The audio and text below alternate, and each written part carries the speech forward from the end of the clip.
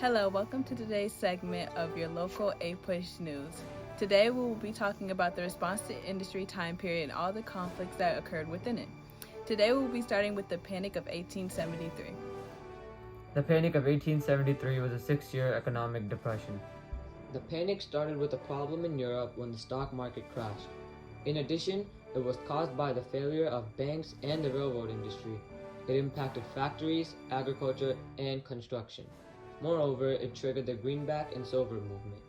Unemployment rose to 14%, almost 20,000 businesses went bankrupt, and the stock exchange had to be briefly closed. Next up, we'll talk about the Great Railroad Strike, which is known as one of the worst labor violence outbursts of the nation's industrial beginning. This strike was a result of the Panic of 1873, when railroad companies made a huge mistake of cutting wages to reduce their costs. Because of this, a strike began on the Baltimore and Ohio railroads. Spreading quickly across 11 states, 2/3 of the country's railroads were shut down, and President Hayes was inevitably forced to send federal troops to end the strike. Next, we're going to talk about the Haymarket Square Riot. The Haymarket Square Riot was a bombing that took place at the Haymarket Square in Chicago, Illinois. It began as a simple public meeting held by striking workers that were advocating for an 8-hour workday. During said meeting, police officers attempted to break it up. They were met by a group of anarchists who detonated a bomb, killing 7 police officers and wounding 60 others. This incident horrified Americans and left a stain on the growing labor movement. It was also a direct cause of the downfall of the Knights of Labor.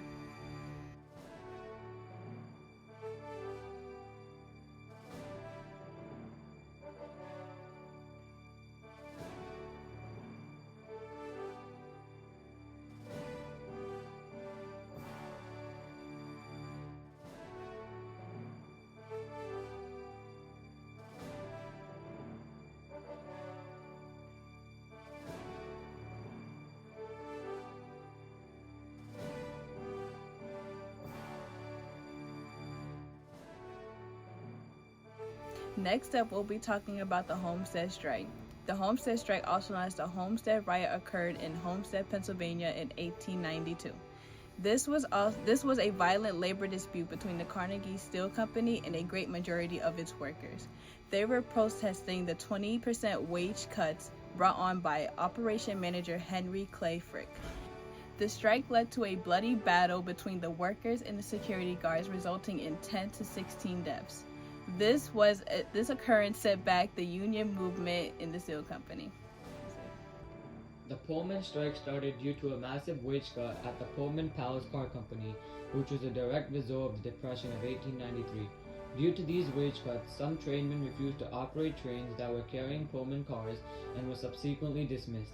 The strike began at the American Railway Union and eventually spread to various other railroads. The total cost in damages before the strike ended was estimated to be about $80 million. In addition, President Grover Cleveland had to send 2,000 troops to arrest union leaders, which finally ended the strike. Alright, I have a question for you, Kishmish. Why do you think that these major strikes are happening in such close proximity to each other? Great question, Alyssa. The workers are all tired with their conditions and the state of the economy. Anyone can see that reform is necessary, and they're exercising their right to speak, even though people are being sacrificed. That's a valid point. It sure hasn't been a fun time for Americans out there, strikers and their managers alike.